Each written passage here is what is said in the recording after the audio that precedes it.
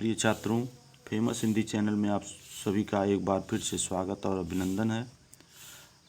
आज हम कक्षा 10 यूपी बोर्ड के हिंदी काव्य के अंतर्गत रसखान द्वारा रचित सवैये नामक शीर्षक कविता को लेकर के उपस्थित हुए हैं। तो आइए इसको देखते हैं। पहला है, मानुष हों तो वही रसखानी, बसो ब्रज गोकुल गाँव के ग्वारन। जो पशु हों तो कहाँ बस मेरो, चरो नित नंद की धेनु मझारन। पाहन हों तो वही गिरिको, जो धर्यो कर छत्र पुरंदर धारन। जो खग हों तो बसेरो करो, मिल कालिंदी कूल कदम्ब की डारन। बच्चों, पहले इसका संदर्भ लिखेंगे। प्रस्तुत पद्यांश हमारी पाठ्य पुस्तक हिंदी के काव्य खंड में संकलित रसखान के सवैये नामक शीर्षक कविता से उद्धृत है। इसका प्रसंग लिखेंगे। प्रस्तुत पद में रसखान जी ने भगवान श्री कृष्ण की भक्ति का सुंदर चित्रण किया है। अब आइए इसके कठिन शब्द को देखते हैं। मानुष, मानुष मतलब होता है मनुष्य। ग्वारन, ग्वारन मतलब ग्वालों ने, ग्वालों ने। धेनु मतलब गाय। मझारन मतलब मध्य में या बीच में। पाहन मतलब पत्थर। गिरि मतलब होता पर्वत।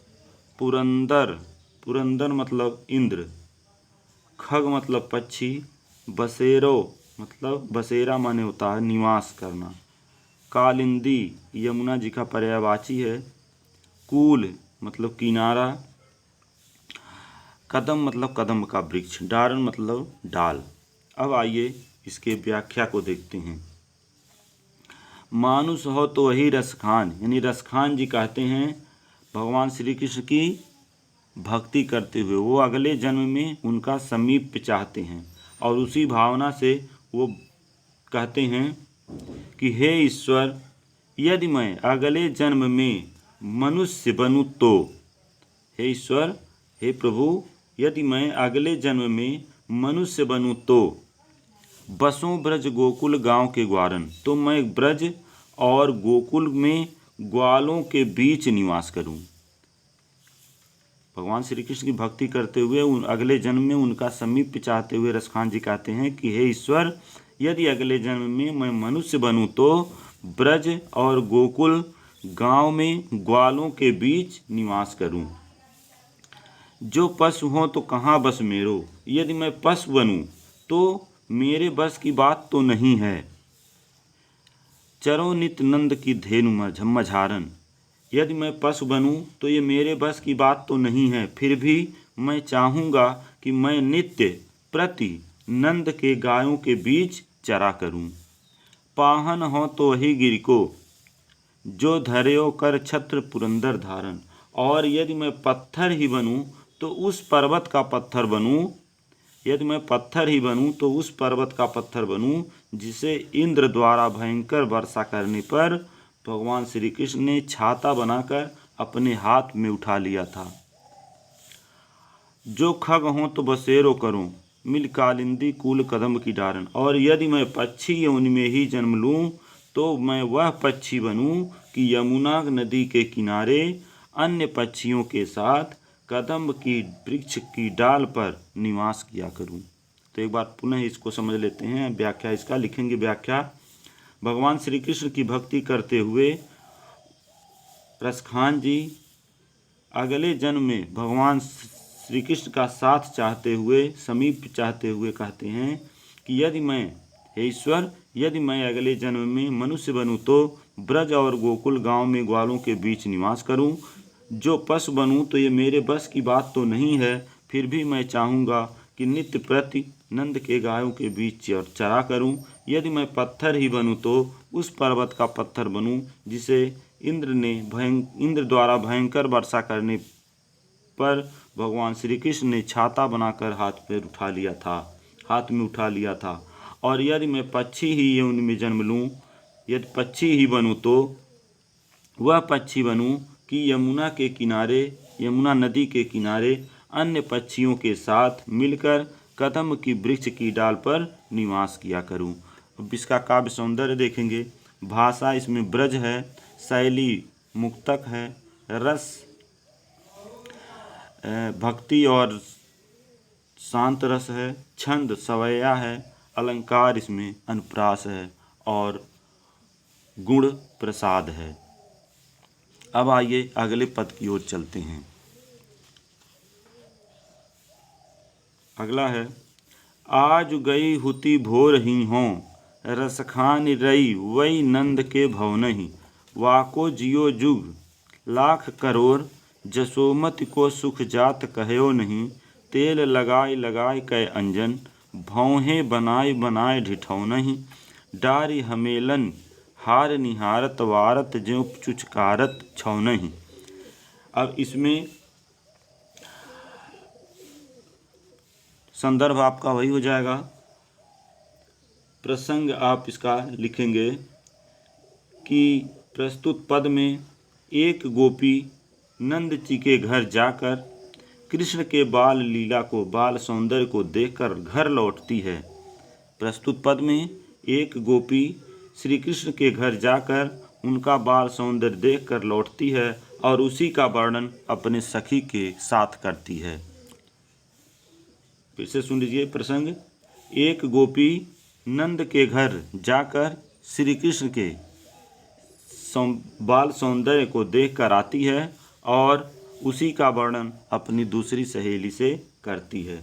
अब इसका कठिन शब्द देख लेते हैं। कठिन शब्द में यहाँ आया है रई शब्द आया है। रई का मतलब प्रेम सक्त हो गई या प्रेम में मग्न हो गई। इसके बाद है ढिठौना। ढिठौना मतलब काजल का टीका लगाना, नज़र से बचने के लिए काजल का टीका लगाना। और है हमेलन। हमेलन का मतलब गले का आभूषण, कंठहार जिसको कहते हैं। इसके बाद छौनहि। छौनहि मतलब पुत्र। अब आइए इसका व्याख्या देखते हैं। आज गई हुती भोर ही हों, रसखान रई वही नंद के भवनहि। तो कहती है गोपियाँ अपने सखी से, हे सखी आज मैं प्रातः काल नंद जी के घर गई थी। हे सखी आज मैं प्रातः काल नंद जी के घर गई थी। वहाँ जाकर मैं पूर्ण रूप से प्रेम के रस में, पूर्ण रूप से या पूरी तरह से प्रेम के रस में डूब गई। नंद जी का वह लाल, बाको जियो जुग लाख करोड़, जसुमत को जुग कहो नहीं। वह नंद जी का बालक, वह नंद जी का लाल या नंद जी का बालक लाखों करोड़ों युगों तक जीवित रहे, यही मेरी कामना है। यशोदा को, यशोमत को सुख जात कहो। यशोदा को जो ऐसे लाल पाकर अत्यंत ही सुखी हैं, उन्हें जो सुख मिल रहा है उसका वर्णन नहीं किया जा सकता। फिर से सुन लीजिए। एक गोपी दूसरे गोपी से कहती है, हे सखी आज मैं प्रातःकाल नंद जी के घर गई थी। वहाँ जाकर मैं पूर्ण रूप से प्रेम के रस में डूब गई। वह नंद जी का लाडला बालक लाखों करोड़ों वर्षों तक जीवित रहे, ऐसे यही मेरी कामना है। और ऐसे लाल को पाकर यशोदा जी को जो सुख प्राप्त होता है उसका वर्णन नहीं किया जा सकता। तेल लगाई लगाई कै अंजन। यशोदा जी बच्चे को तेल उबटन कर रही हैं, भौहें बनाए बनाए ढिठौने, और आँखों में काजल लगाने के बाद उनके मस्तक पर एक काला ढिठौना बना रही हैं। यानी उनके आँखों में काजल लगाकर, भौहें संवार कर और मस्तक पर एक काला टीका लगा रही हैं ताकि उसको नज़र ना लगे। डारी हमेलन हार निहारत वारत जो चुचकारत छौनहि। यशोदा अपने लाल के गले में कंठहार डाल करके तथा उसे ही देख देख कर अपने को न्यौछावर कर रही थीं एवं बच्चे को पुचकार रही थीं। फिर से एक बार सुन लीजिए व्याख्या इसका लिखेंगे। एक गोपी दूसरे गोपी से कहती है, हे सखी मैं आज प्रातःकाल नंद जी के घर गई थी। वहाँ जाकर मैं पूरी तरह प्रेम के रस में डूब गई। नंद जी का वह लाल लाखों करोड़ों युगों तक जीवित रहे, यही मेरी कामना है। यशोदा जी ऐसे लाल को पाकर जो सुख का अनुभूत कर रही हैं उसका वर्णन नहीं किया जा सकता। यशोदा जी बच्चे को तेल लगा करके आंखों में काजल लगा रही हैं, भौहें संवार करके उनके मस्तक पर एक काला टीका लगा रही हैं ताकि उनको नज़र ना लगे। और यशोदा जी अपने लाल यानी अपने बच्चे के गले में कंठहार डालकर तथा उसे ही देख देख करके अपने आप को उस बालक पर न्यौछावर कर रही थीं एवं बच्चे को पुचकार रही थीं। अब आइए इसका काव्य सौंदर्य देखते हैं। काव्य सौंदर्य में आपका हो जाएगा भाषा, ब्रज भाषा, शैली, चित्रात्मक या मुक्तक भी कह सकते हैं, मुक्तक। रस हो जाएगा वात्सल्य, छंद सवैया, अलंकार, यमक, अनुप्रास दोनों हो जाएंगे, गुण प्रसाद हो जाएंगे। अब आइए अगले पद की ओर चलते हैं। अगला पद है धूरि भरे अति शोभित श्याम अजू, तैसी बनी सिर सुंदर चोटी, खेलत खात फिरय अंगना, पग पैजनि बाजत पीरी कचोटी, वा छबिको रसखान बिलोकत, वारत काम कला निति कोटि, काग के भाग बड़े सजनी, हरि हाथ सो ले गयो माखन रोटी। इसका भी संदर्भ आपका वही हो जाएगा। प्रसंग आप इसका लिख सकते हैं कि प्रस्तुत सवैये में रसखान जी ने श्री कृष्ण के बाल सौंदर्य का मनोहारी वर्णन किया है। प्रस्तुत सवैये में या प्रस्तुत पद में रसखान जी ने श्री कृष्ण के बाल सौंदर्य का मनोहारी वर्णन किया है। अब आइए इसके कठिन शब्द को देखते हैं। कठिन शब्द इसमें है यहाँ बनी, बनी मतलब सुशोभित, पैजनी, पैजनी मतलब पाजेब जो पैरों में पहनते हैं बच्चे, पीरी मतलब पीली, पीरी मतलब पीली, कछोटी मतलब कच्छा, कच्छा, सजनी मतलब सखी। यहाँ सजनी शब्द आया है, इसका मतलब सखी। अब आइए इसके व्याख्या को देखते हैं। धूरि भरे अति शोभिज श्यामजु, तैसी बनी सिर सुंदर चोटी। एक सखी दूसरी सखी से कहती है, यानी एक गोपी दूसरे गोपी से कहती है कि श्री कृष्ण के बाल सौंदर्य का वर्णन करते हुए वो कह रही है, ठीक है।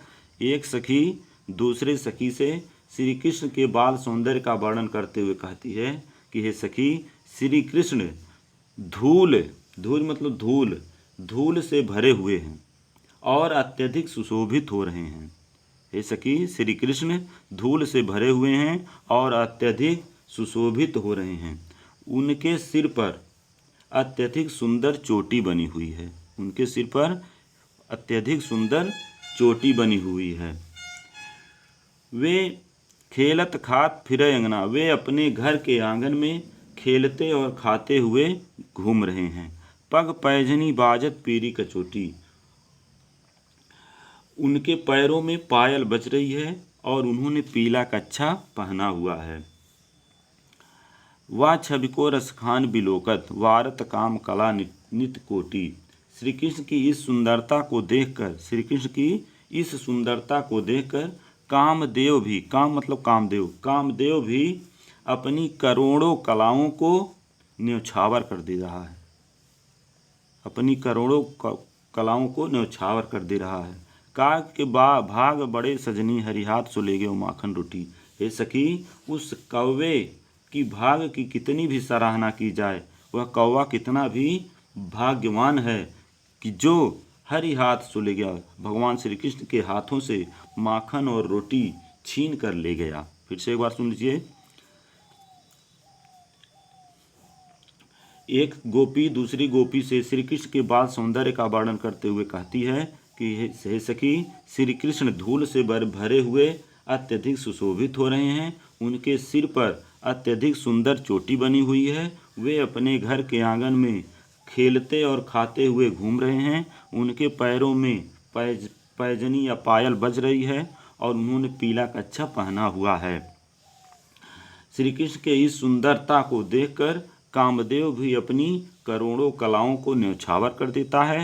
हे सखी, वह उस कौवे का भाग्य देखो, वह कौवा कितना भाग्यवान है जो भगवान श्री कृष्ण के हाथों से माखन और रोटी छीनकर ले गया। अब आइए इसके काव्य सौंदर्य को देखते हैं। भाषा ब्रज हो जाएगा, छंद मुक्तक, छंद हो जाएगा सवैया, रस हो जाएगा भक्ति रस, अलंकार अनुप्रास, गुण माधुर्य हो जाएगा और शैली मुक्तक शैली हो जाएगा।